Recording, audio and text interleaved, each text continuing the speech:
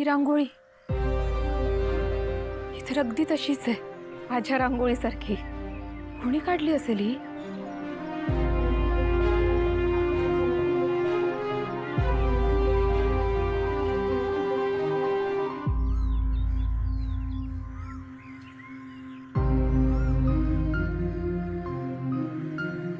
ताई, तुम्ही इतकं उदास का बसलात?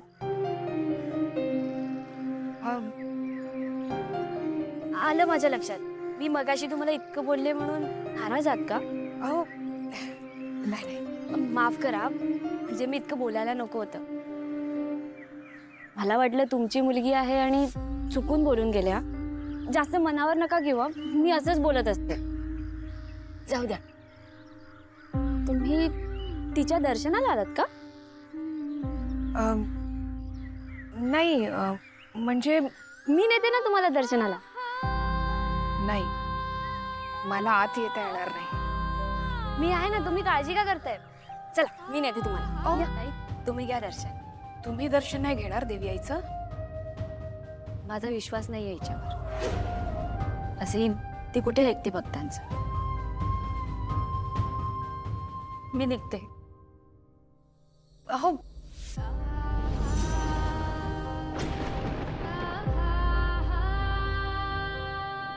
मीरा, अगं तूच माझी शेवटची आशा आहेस. हाच देवी याचा संकेत सुद्धा आहे. अथर्वचं मायाशी लग्न व्हायला नको, आणि जर असं झालं तरच माझी वेदा सुरक्षित राहील.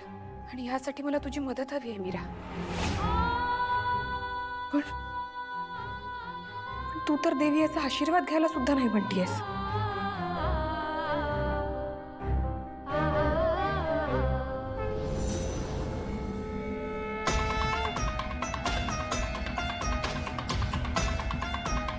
देवी आई, तूच मला मार्ग दाखवला आणि मी इथपर्यंत पोचली आहे.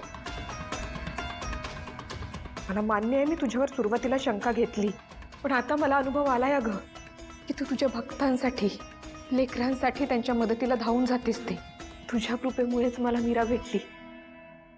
तिने माझ्या वेदाचा जीव वाचवलाय, आणि आता तिनेच मायाच्या जाचापासून माझ्या वेदाला वाचवायला हवं. आणि ही बुद्धी तूच मीराला दे.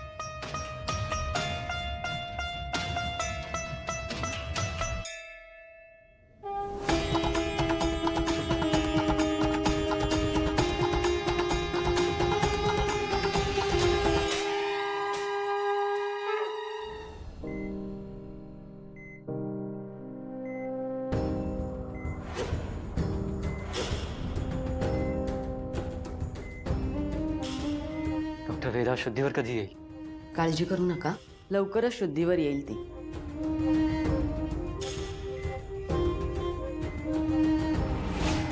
तिला लवकर पाण्यातनं बाहेर काढलं ते फार बरं केलं. हा, आणि आणखी एक, तुम्हाला सगळ्यांना एका वेळी इथे थांबता येणार नाही. हो, माहिती आहे आम्हाला. बाकी सगळे घरी जातील, काही लोकच इथे थांबतील फक्त. ठीक आहे.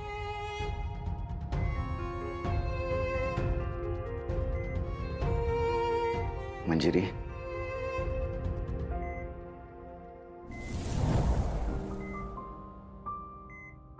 वेदा,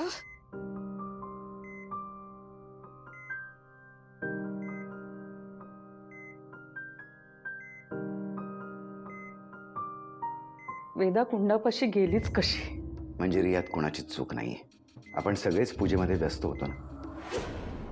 आणि आता डॉक्टर म्हणालेत ना, वेदा लवकरच शुद्धीवर येईल. हवं तर मी आणि अथर्व इथे थांबतो, तुम्ही सगळे घरी जा. नाही, ती शुद्धीवर येईपर्यंत मी थांबेन तिच्यापाशी. तुम्ही सगळे घरी जा, मी थांबते. मी आहे इथे. तुम्ही सगळे प्लीज घरी जा. चला. दादासाहेब, तुमची हरकत नसेल तर मी थांबू इकडे, प्लीज. ठीक आहे, थांब. चला.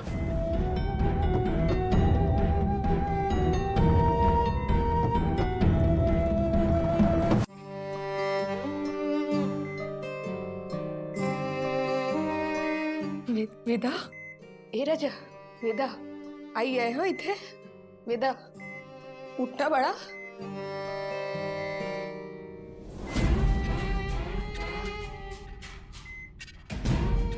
चूक आहे. आपली वेदा लवकरच बरी होईल.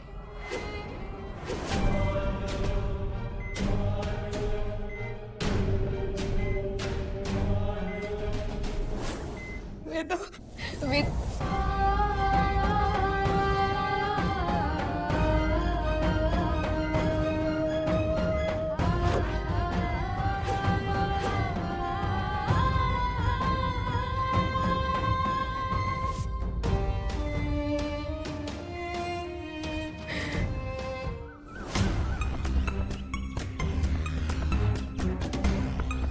माफ करा बाबा. पुरे तुम्हाला नेमून दिलेलं एक काम तुम्हाला धड करता आलेलं नाही.